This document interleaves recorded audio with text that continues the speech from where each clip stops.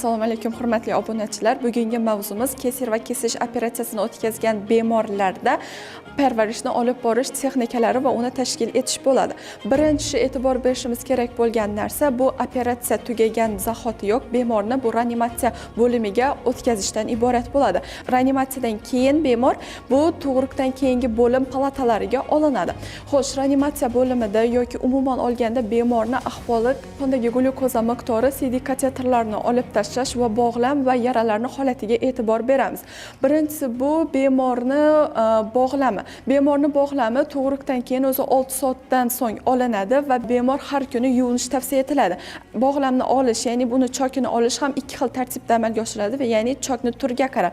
Agar chok kosmetik chok bo'lsa, uni hech qanday olish tavsiya qilinmaydi. O'zi 2-3 haftadan keyin so'rilib ketadi. Agar chok bu ya'ni klepsalar qo'lingan bo'lsa yokida so'rilib ketmaydigan chok turi bo'lsa, bunda bemorning holatiga qarab 10 kundan keyin akusher-ginekolog yokida jarroh tomonidan o'zi olib tashlanadi va aynan ana o'sha operatsiya sohasini to'g'ri parvarish qilishda bemor birinchisi bu uni quruq va toza saqlash kerak bo'ladi. Ikkinchisi bo'lsa har kuni dezinfeksiyalovchi eritmalardan yordamida u yerni tozalaydi. Bunga kiradi yod, zelyonka yoki betadin yordamida dezinfeksiya qilib boriladi.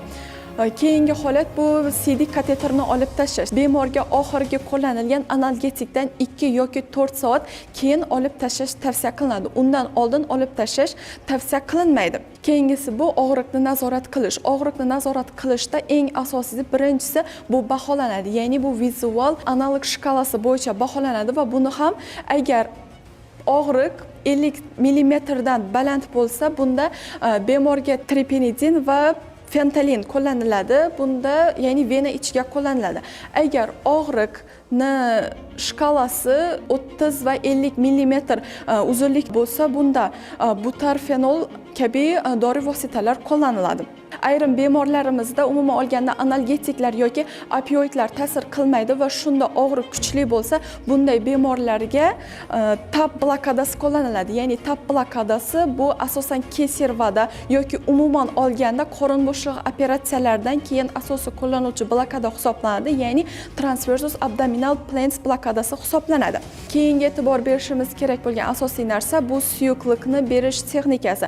Agar bemor umumiy narkoz ostida operatsiya qilingan bo'lsa, bunda suyuqlik 2 soatdan keyin, agar bemorda lokal narkoz ostida olingan bo'lsa, bunda yarim 1 soatdan keyin suyuqlik ichish tavsiya qilinadi. Tromboembolik asoratni oldini olish uchun operatsiyadan oldin ham, operatsiyadan keyin ham antiagregant va antikoagulantlarni berish tavsiya qilinadi. Agar bemorda qon ketish xavfi aniqlanmasa, ya'ni xavf o'ta darajada past bo'lsa, bunda elastik kompressorlar, ya'ni oyoq venalariga elastik bo'lgan kompressorlar qo'yish tavsiya qilinadi. Bemorning umumiy ahvolini dinamik kuzatishimiz va baholashimiz kerak bo'ladi. Bunda baholash ketma-ketligi quyidagicha bo'ladi. Birinchisi bu og'riqni shkalasi, ya'ni Vash shkalasi bo'yicha og'riq ko'riladi. Ikkinchisi bu teri va shilliq qavatlarga e'tibor beriladi, ya'ni rangiga, bachadon o'lchami, uni konsistensiyasiga, ichaklarni peristaltikasi bor yo'qligiga, tug'ruqdan keyingi ajralmasini bo'lishiga, operatsiyadagi choklar sohasida hech qanday shishlar, yallig'lanishlar va qizarish belgilari yo'qligiga, u ayniqsa yiring yo'qligiga e'tibor berishimiz kerak bo'ladi. Oyoq tomirlarini palpatsiya qilish, ichilgan va chiqarilgan siydik miqdorini nazorat qilishlardan iborat bo'ladi. Bemorlarga quyidagilar tavsiya qilinadi. Og'ir yuk ko'tarmaslik, jismoniy faoliyatni, ya'ni 6-8 hafta davomida bu og'ir jismoniy faoliyat qilmaslik yokida yengil mashqlar qilish tavsiya qilinadi. Yengil mashqlar qilish bu qon aylanishini va umumiy organizm holatini tiklashga yordam beradi. Ko'proq suyuqlik ichish va kletchatkaga boy bo'lgan mahsulotlarni iste'mol qilish va qabziyatni oldini olish. Operatsiyadan keyin 6-8 hafta davomida jinsiy aloqadan tiyilish va keyingi farzandni rejalashtirishda orada 2 yil tanaffus qilish. Tug'ruqdan keyingi depressiya bu normal holat hisoblanadi, lekin u uzoq muddat davom etganda kerakli mutaxassislar bilan maslahatlashish.